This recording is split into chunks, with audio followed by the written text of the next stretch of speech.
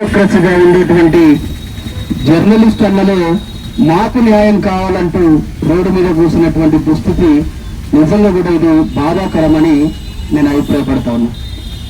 ఇవాళ సమస్య సాధన కోసం, న్యాయం కోసం, సమస్య పరిష్కారం కోసం న్యాయస్థానాల చుట్టూ తిరిగి వేసారిపోయి ఇవాళ హుజరాబాద్ అన్నలు రోడ్డు మీద ఉన్నప్పుడు ప్రజలంతా కూడా వారి వెంట ఉండాలో, ప్రజలంతా కూడా వారితో కలవాలో, అన్ని రాజకీయ పార్టీని సమస్య పరిష్కారం కోసం పనిచేయాలి.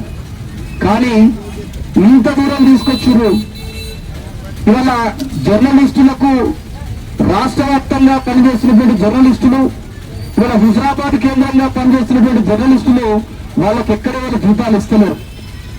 కేవలం సామాజిక శృంఖతోటి ఈ సమాజంలో ఉన్నటువంటి దోపిడీని అరికట్టడానికి, ప్రజలకు న్యాయాన్ని చూపేయడానికి, ప్రజల పక్షాలు నిలబడుతున్నటువంటి జర్నలిస్టులను వారి యొక్క విలువైనటువంటి సమయాన్ని, వారి యొక్క విలువైనటువంటి జీవితాలను, వారి ఉన్నత విద్యలను, వాటన్నిటినీ కూడా ప్రజా శ్రేయస్సు కోసం వాడుతూ ఇవాళ ఈ సమాజానికి నిజమైనటువంటి న్యాయకర్తలుగా ఉన్నారు. వారికి కనీసం ఇవాళ హుజరాబాద్ లో మనిషికి ₹1,00,000 పెట్టుబడి పెట్టించి ఒక జాగాను చూపెట్టి ఆ జాగా సమస్యాత్మకమైనటువంటి జాగాని తెలిసి కూడా అట్లా తీసుకుపోయి వాళ్ళందరితో పెట్టుబడి పెట్టడం కూడా మేము తప్పుపడతా ఉన్నాం. మరి పెట్టుబడి పెట్టించి అక్కడ ఇల్లు కట్టించాం కదా, దాని పరిష్కారం ఏందనేటువంటి విషయాన్ని మళ్ళీ మరిచిపోయినటువంటి వారి దుస్థితి కూడా మంచిది కాదు. ఇలా ఇద్దరు ఇక్కడ అసెంబ్లీ ఇన్ఛార్జ్ ఉన్నటువంటి అధికార పార్టీ నాయకుడు కావచ్చు, లేదంటే ఎమ్మెల్యేగా ఉన్నటువంటి కౌశిక్ రెడ్డి గారు కావచ్చు, ఇద్దరు కూడా ఈ విషయం మీద స్పందించాలి. ఇది మంచిది కాదు. ఆడబిడ్డ ఏడిస్తే ఇంటికి మంచిది అన్నట్టు జర్నలిస్టులలో ఓటమే కూర్చుంటే ఇది ప్రజాస్వామ్యకే మచ్చ, ఇది ప్రజాస్వామ్యానికే ఒక ఒక మచ్చగా అభిప్రాయపడతా ఉన్నా. హైదరాబాద్ లో జిహెచ్ఎంసీ పరిధిలో ఒక పథకం నడుస్తా ఉన్నది. ఇందిరమ్మ క్యూర్ పేరుతోటి ఇవాళ కొత్తగా ఇల్లు ఇచ్చేటువంటి ప్రయత్నం చేస్తా ఉన్నారు.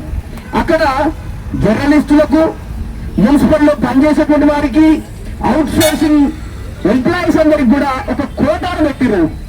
మరి ఇక్కడ రోడ్డు మీద వారి యొక్క జీవితాన్ని, వారి సమయాన్ని, వారి ధనాన్ని వెచ్చిస్తున్నటువంటి రాష్ట్ర వ్యాప్తంగా పనిచేస్తున్నటువంటి జర్నలిస్టులు కూడా అదే తరహాలో ఇళ్ల నిర్మాణానికి ఇందిరమ్మ ఇళ్లలో కూడా ఒక కోట ఇవ్వాలి కదా.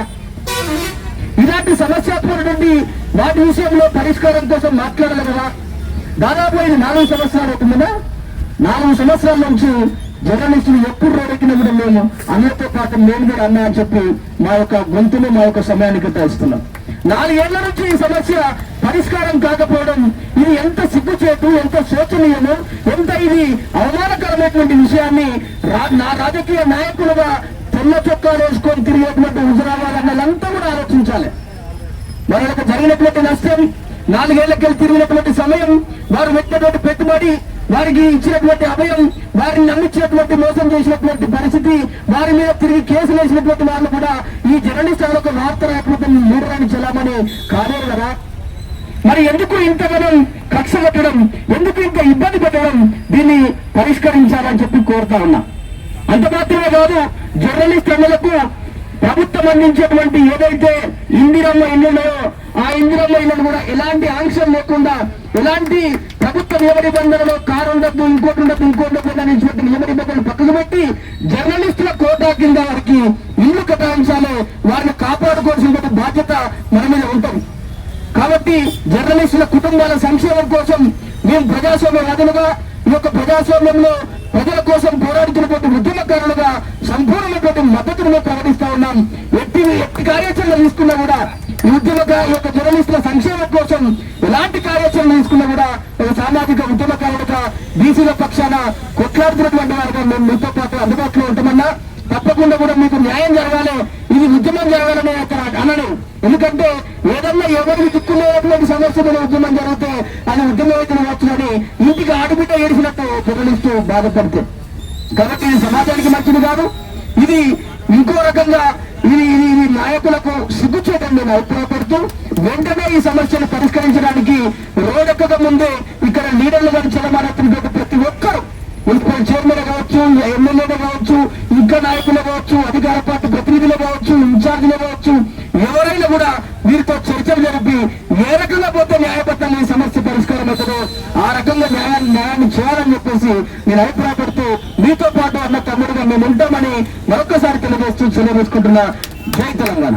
Hi, this is Neha Shetty. Please subscribe to GK News. Hi everybody, subscribe to GK News.